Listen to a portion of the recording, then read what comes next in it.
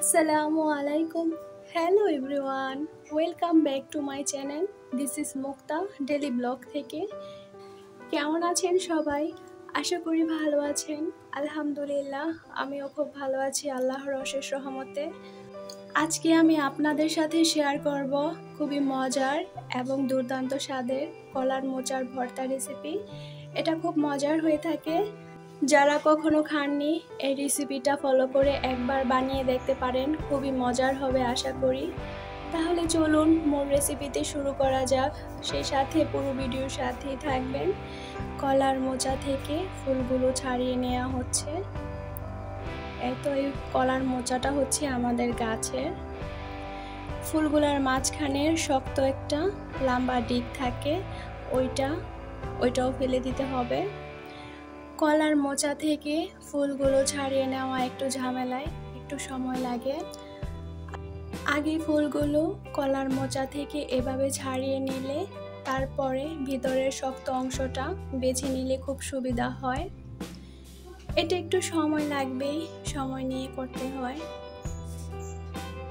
কলার এই ফুলের রেসিপি অনেকভাবে তৈরি করা যায়।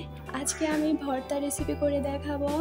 এই তো আমি সবগুলা ফুল থেকে ভিতরের শক্ত অংশটা ছাড়িয়ে নিয়ে সুন্দরভাবে ধুয়ে নিয়েছি। তারপর এখানে কড়াইয়ে বসিয়ে দিলাম গ্যাস অন করে। হালকা একটু হলুদ গুঁড়ো, তার সাথে পরিমাণ মতন লবণ দিয়ে দিব। এখন একটু সিদ্ধ করে নেব। এক্ষেত্রে চুলার আঁচটা মিডিয়াম লো হিটে থাকবে।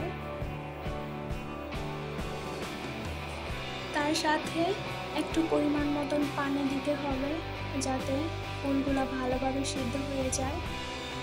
যেহেতু আজকে আমি ভর্তা করব, তার জন্য ভর্তা করার জন্য এভাবে সিদ্ধ করে নিয়ে নিতে হয়। এই তো এখন আমি একটু নেড়ে দেব যাতে তলায় পুড়ে না যায়। 5 থেকে 10 মিনিটের মতো সিদ্ধ করে নিলেই হবে। কলার মোচার ফুল দিয়ে অনেকভাবে রেসিপি করা যায়। চিংড়ি মাছ দিয়ে ভর্তা করা যায়, তারপর কলার মোচার বড়া বানানো যায়, তার সাথে লাড়াও দেওয়া যায়। অনেকভাবেই দুর্দান্ত রেসিপি করা যায়। তবে সবচেয়ে মজার হয় চিংড়ি মাছ সাথে অ্যাড করলে। আমার কাছে আজকে ছিল না চিংড়ি মাছ, তার জন্য চিংড়ি মাছ ছাড়াই খুব ঘরোয়া পদ্ধতিতে আপনাদের সাথে সিম্পল সহজভাবে তুলে ধরলাম আমার রেসিপিটা। এ পর্যায়ে এসে ফুলগুলা প্রায় মোটামুটি সিদ্ধ হয়ে গেছে। আর একটু জাল করে নিলেই হয়ে যাবে। সাথে কিছুটা পানি রয়েছে, অবশিষ্ট পানিগুলা ফেলে দিতে হবে। তারপর এখন একটু ঢেকে দিলাম বাকিটা সিদ্ধ হওয়ার জন্য। 2 থেকে 3 মিনিটের মতো সিদ্ধ করে রান্না করে নিতে হবে। এই তো 2 থেকে 3 মিনিট পর আবার ফিরে আসলাম। আমার ফুলগুলা প্রায় সিদ্ধ হয়ে গেছে। এই তো কিছুটা পানিও রয়েছে, পানির অবশিষ্ট অংশগুলা ছেঁকে ফেলে দিতে হবে। যাই হোক, এই পর্যায়ে এসে যারা এখনও আমার সাথে ভিডিওটি দেখতেছেন তাদের অসংখ্য ধন্যবাদ। এবং কে কীভাবে কলার মোচার ভর্তা তৈরি করে থাকেন তা অবশ্যই কমেন্টে বলে যাবেন। আপনাদের একটি মূল্যবান কমেন্ট আমাদের নতুন আরেকটি ভিডিও তৈরির জন্য উৎসাহিত করে তোলে। ফুলগুলো সিদ্ধ হয়ে যাওয়ার পর এখন ভর্তা করার জন্য অবশ্যই শুকনা মরিচ ঢেলে নিতে হবে। তার সাথে গরম তেলে ফুলগুলা একটু ভেজে নিতে হবে। সিদ্ধ করে রাখা ফুলগুলা আমি একটু গরম তেলে ভেজে নিলাম। এভাবে গরম তেলে ভেজে নিলে তারপর ভর্তা করলে সেটা খেতে খুবই মজার হয়। তার সাথে আপনারা চাইলে চিংড়ি মাছ অ্যাড করতে পারেন। চিংড়ি মাছ সাথে দিলে কলার মোচার ভর্তাটা খেতে খুবই মজার হয়।